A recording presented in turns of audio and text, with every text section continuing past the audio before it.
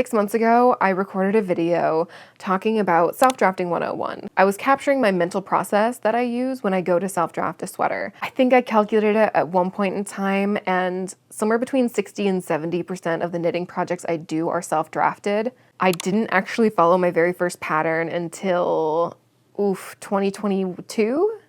I think was when I followed my very first knitting pattern. But I've been self-drafting since 2009. I don't know, I'm bad with years. This is a companion video to that video. In that one, I explained the theory behind it, and if you're someone that's wanting to explore self-drafting, I would recommend watching that first and then watching this so that this one makes a little bit more sense, because I'm going to be referencing that video a lot. So that one was the theory. This one is the actually doing it, utilizing the process that I laid out in the original video. A lot of times when I do project videos, they're more vlog style, a little bit more chatty. I'm going to try to keep this one just a little bit more process focused and technical focused. In the previous video, I think I listed out 5 different phases. So phase 1, picking a construction. Phase 2, deciding on Flair. Phase 3, the preparation step. Phase 4, actually making the thing. And phase 5, I don't remember what I called phase 5.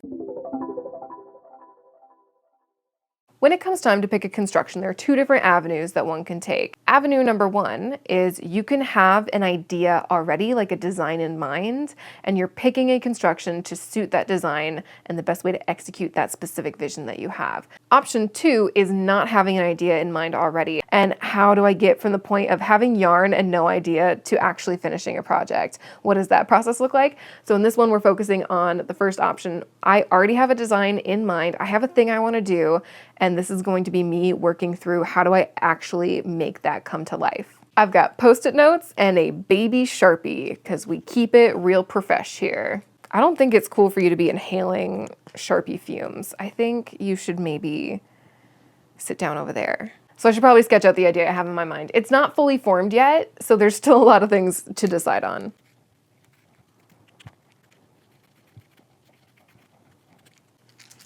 I'm gonna draw this better and put it up on the screen.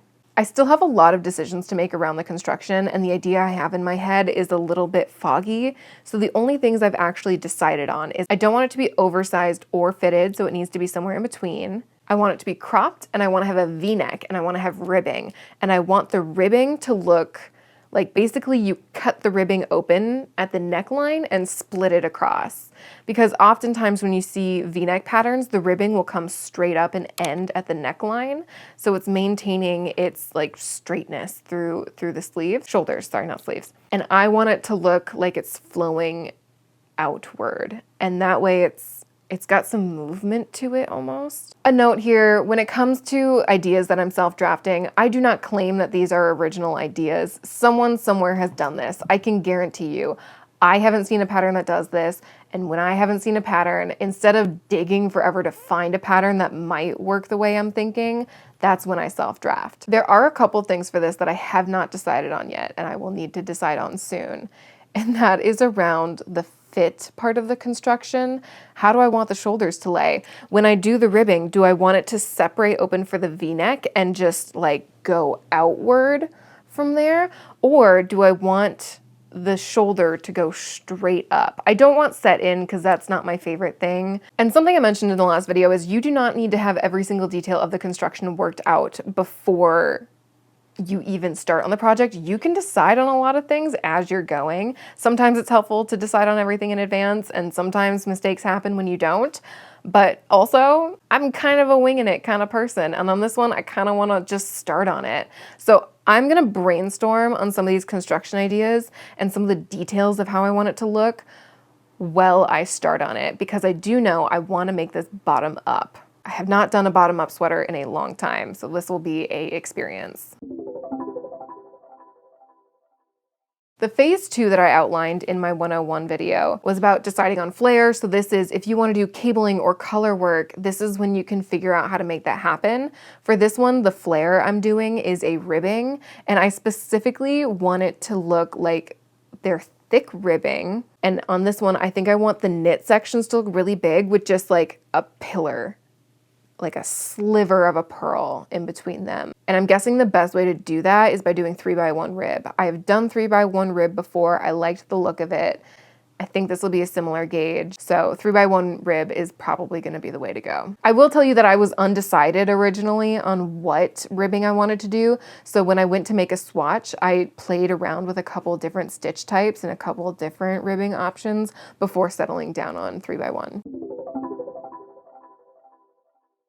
Phase 3 is kind of a chunky phase. It's the preparation phase. So part of that is deciding on the yarn. I don't know what came first, the yarn or the idea, but I had this idea and I knew I wanted to use up this yarn. And at one point in time, I was like, ooh, how about I do that yarn with that idea? I am using the Happy Place by Hobbii Cotton Merino blend yarn. I have a lot of this petrol color because I decided that I wanted to explore and have fun with color, and then it arrived and I was like, wow, I'm feeling a lot less exploratory now that it's real. The color's a little bit out of my comfort zone. This also aligns with my goal that I will mention, I'm sure, in every single video. I am sorry that I am trying to use up my yarn stash this year, and I have a lot of this yarn. I gotta use it. Let's do it. Part 2 of phase 3 is measurements and deciding on the measurements that you want for your overall sweater. I have a template that I like to fill out to give just general measurement guides. I don't want to overcomplicate things for myself, otherwise I just won't start.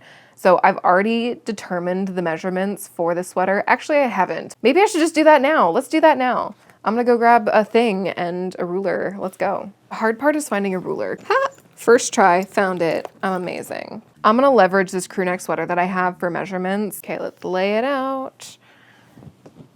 When it comes to starting this project, the main 2 measurements that I want is how long do I want it and how wide do I want it. Those are my 2 biggest concerns right now. This one is 22 inches wide, so I want it 44 inches in circumference. And the length, I'm a little undecided. I'll need to brainstorm on that one a little bit, but somewhere between 18 and 16 inches long from the point of like the top of the shoulder to the bottom of the sweater.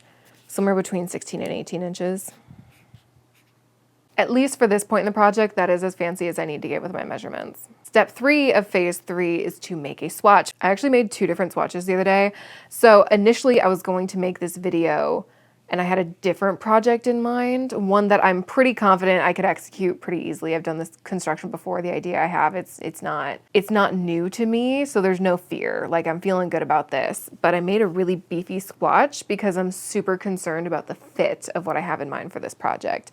And then for this one, I made a slightly smaller swatch because I don't care as much about the fit on this one.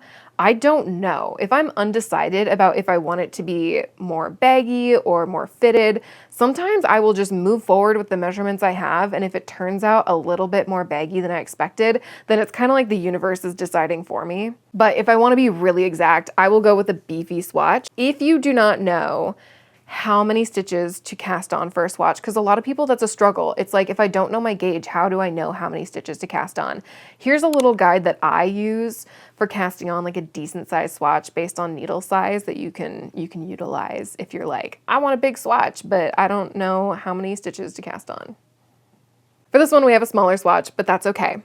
And the reason I chose this project over the other one is this one, I have more fear. I'm less sure about how I want to execute it because I've never done a construction like this before, and I've only ever made 2 V-necks, and I'm doing it vastly different than the way I did those V-necks. So I don't actually know 100% what I'm doing on this one, and I think that that's probably better for a video like this. I just think it's unfair for me to say people should be brave and really try new things and push themselves if I'm showing you something I know how to make. That's not very brave. Genuinely, I don't know. I don't know if this is gonna turn out. We will find out. All right, I'm gonna measure my swatch. A piece of advice that has been passed on to me that I will pass on to you is that these flexible rulers can stretch out over time. So a lot of people kind of want to dissuade you from using them, or just be aware of that, or maybe check them with a like hardened ruler to make sure that it's still accurate. For me, if I'm using the same ruler to measure the item I want to make and the swatch, if this is off, it'll be off for both and the math will work out. So it's okay if this is off. Now I need to get a calculator. So just in the interest of transparency, again, normally if I really care about sizing, I will go with a bigger swatch. This one is 7 by 7 inches, and I will measure like 4 or 5 inches on the innermost portion of this, because as you get closer to the edges, it distorts the stitches and your measurements become inaccurate. So you should never measure fully end to end in your swatch, here's a video I would recommend on how to properly measure a swatch that'll give you all the information you need. But because I'm rocking a smaller swatch, what is this? Yeah, this swatch is 4¼ inches wide. I can see it distorting on the edges, so I'm only gonna measure the inner 3½ inch portion. And I counted 19 stitches in that 3½ inches. Now for starting the sweater, I don't even care about the vertical stitches at this point since I'm going bottom up. I got a couple inches till I need to concern myself with the vertical gauge. And at that point, I will measure the gauge of the actual item I am working on, which is going to be bigger than this swatch. So it'll give me a more accurate gauge vertically. For now, all I care about is how many am I casting on at the bottom for the main body of the sweater. So if I know that my stitch gauge is 19 stitches per 3.5 inches, I'm gonna divide those numbers. So I'm gonna take 19 and divide it by 3.5. So the old calculator says that's 5.4285. Rounding rules say I should round that up to 9. 5.429 stitches per inch. This is not everyone's process, but this is my favorite way to go about doing the math. I have a hard time wrapping my head around how many stitches per 4 inches. If my sweater ends up being 22 inches wide, then what does that mean? I find it way more useful to know stitches per inch, and I use up to 3 decimal places. Sometimes you get a nice round number, that's amazing, not this time. 3 decimal places. So if I know that I want my sweater to be 22 inches wide or 44 inches in circumference, and I know that I have 5.429 stitches per inch, I'm gonna take 44 inches and multiply that. Thank you, Pippin, for your math support. I'm gonna multiply that by 5.429 stitches per inch. And because of math reasons, that will spit out how many stitches I need to cast on. What are you doing? All right, if you're having a good time, I guess, who am I to kill your buzz? Okay, you're having a good time and killing the couch, then now it's time for me to kill your buzz. So that gives me 238.876 stitches. I can't cast on part of a stitch, so we're gonna need to do some rounding. If I was just doing stockinette stitch, I would round to the nearest even number. Stop it. So in that case, this would be 238 stitches. However, if you're doing cabling, color work, ribbing, any sort of flare involving stitch type, you're gonna need to take that into account when doing the math. So in this instance, I am doing a 4-stitch repeat ribbing because I'm doing 3 by 1. So 3 knit stitches, 1 purl stitch, and I repeat that. So 4 stitches. So my number needs to be divisible by 4. This is full-on flashbacks to 6th grade math. Just kidding. I have no idea. What year did we learn about divisible numbers? I feel like it must have been earlier than 6th grade. Yeah, because if I was learning algebra in 6th grade, I must have learned divisible stuff way earlier. Okay, maybe this is like 4th grade math. Maybe I'm I'm not a teacher. I don't remember stuff. All right, so I have 238.876 stitches, and I need to find the nearest number divisible by 4. 236 stitches or 240 stitches. The number I calculated was closer to 240, so it would make sense to cast on 240 stitches. However, I think I want my sweater to lean a little bit more fitted, so I'm gonna round down and I'm gonna do the 236 stitches. See, math doesn't have to be scary. Some of you are sitting over there quaking, being like, it's still scary, that was wizardry. And then some of you are like, I'm a literal rocket scientist. That would have taken me 2 seconds. In which case, good for you. You probably worked hard to know all that. Good job. The people that it didn't make sense, it's okay. You have other skills. You are valuable in other ways, just not math. Oh, and I did not mention this, but you do need to pick a needle size. However, I don't really think of that because that's what the swatch is for. When I am working up a swatch, one of the biggest things I'm trying to see is, do I like the density of the fabric here? Do I want it to be tighter or looser? I like the density of this. I used a 4mm needle to work on this, so I'm going to use a 4mm needle for my project. This brings us to phase 4, actually making the thing. Yay! This is the big boy phase, and this is when you start to see how many little decisions actually go into making a frickin' sweater. It's a lot, but you only have to do one at a time. I hope it doesn't do this, but for some people, it might be a little scary or intimidating seeing all these little decisions come up in rapid succession because it's a short video. I mean, in the grand scheme of making a sweater, not like, it's not a short video, it's a long video. But when you're actually doing this, it's days in between when you need to make the next decision, if not weeks or months. So the first 2 decisions that I need to make for the next like 2 weeks, these are the only decisions that I need to make. Decision number 1, what cast on method do I want to do? And decision number 2, how cropped do I want this? So how much space do I want in between the bottom of the sweater to the underarm of the sweater? Now, because it's a V-neck, sometimes when you do a V-neck, you have to split for the V-neck before you split for sleeve, but I know already I don't want the V-neck to be lower than my underarm. I want it to be higher up. So I just have to figure out how much space do I want between my underarm and the bottom of the sweater.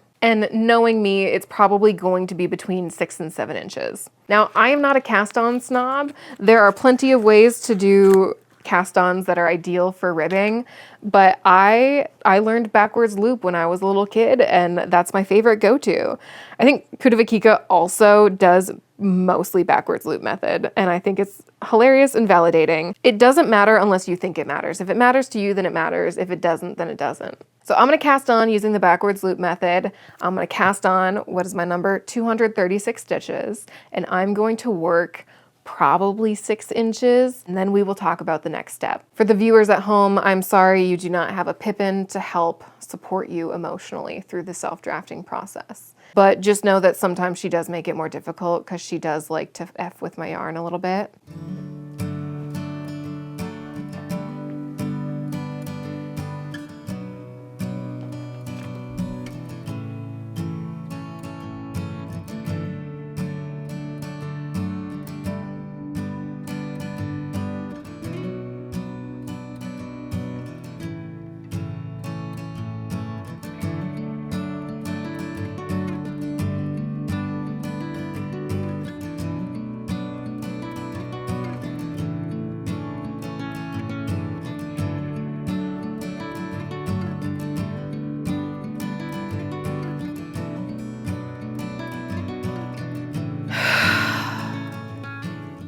I need to confess, I made the rookiest of rookie mistakes. It has been a long time since I have made this mistake, and oh, I'm so mad at myself. I swear I checked like 4 times to make sure this mistake wouldn't happen, and it did anyways. Oh, I'm so mad.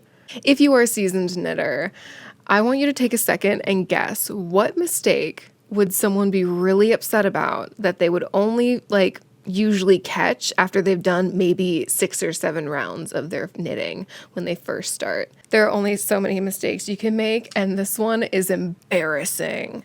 I twisted it. I twisted my knit. I swear I checked like 4 times to make sure that it wasn't twisted, but you see this? You see this twist here, man? That's not supposed to be there. I twisted it. I have to unravel it. Pippin's here to provide emotional support. She can tell I'm in emotional crisis right now. We are at this portion of the sweater. I have finished the body portion and I'm ready to split for sleeves. I have also blocked this to make sure that all of my measurements are exactly as they will be when the sweater is completed. I'm essentially using this as a big swatch when I go to do the math for the rest of this video.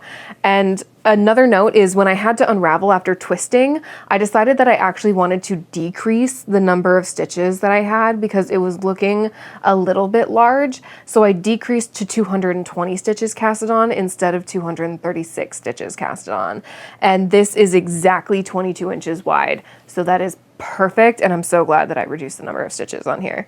But I have my body and I need to determine how many stitches I am putting on the front and back and what I want my underarm shaping to look like. The simple way to do this for most people is going to be finding garments in your wardrobe that you like the fit of and you're trying to emulate the fit of those.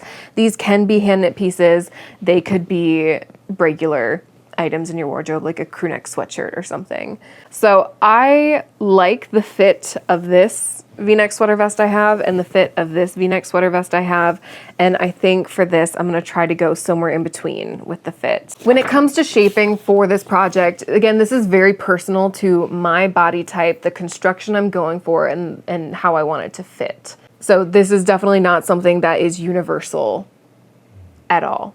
I planned out the front versus the back panel on here. So the solid line represents the back panel. I want to have just a little bit, this actually looks a little bit more dramatic than what it's going to be. I just want to have a little bit of baby slope in the back. And then the front panel, I like to be wider than the back panel.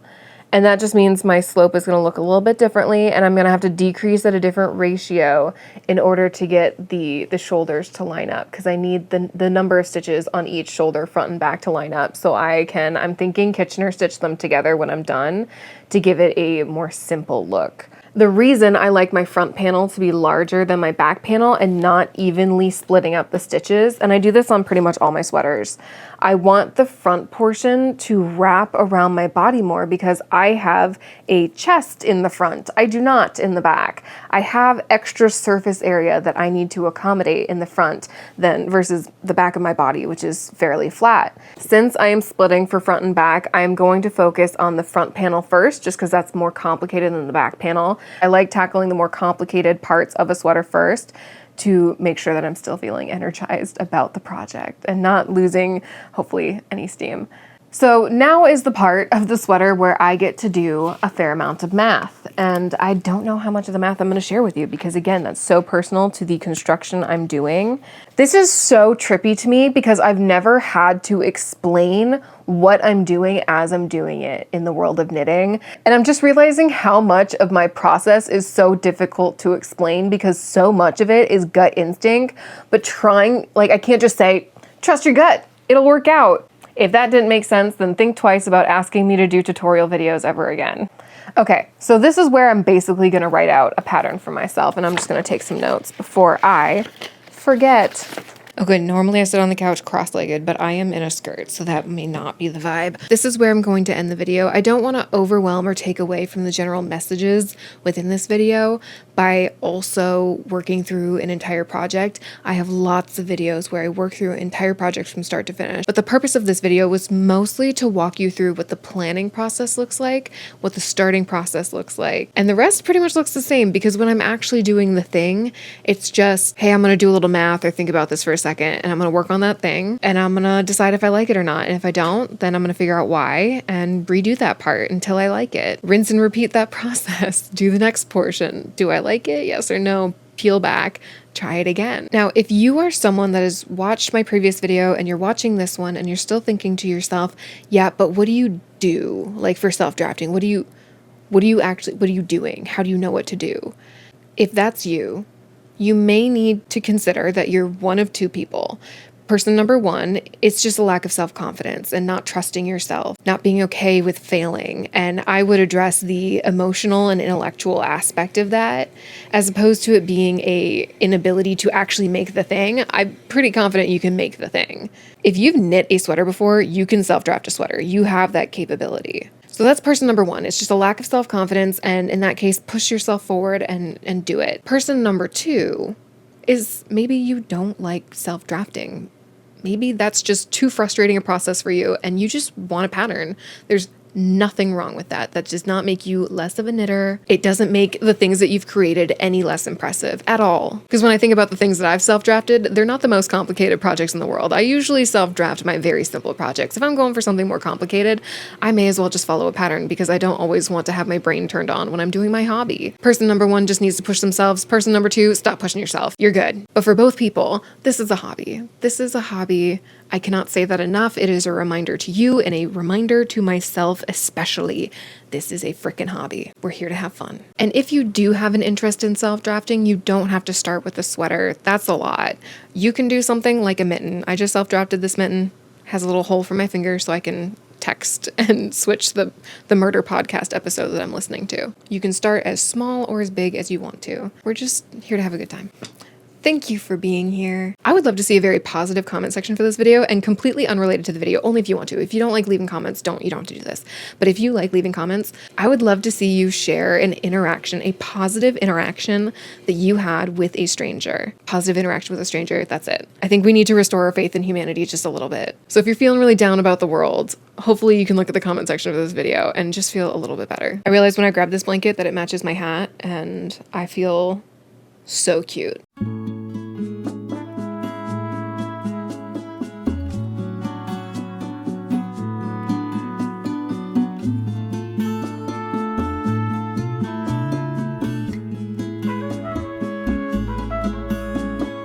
Ay, amor,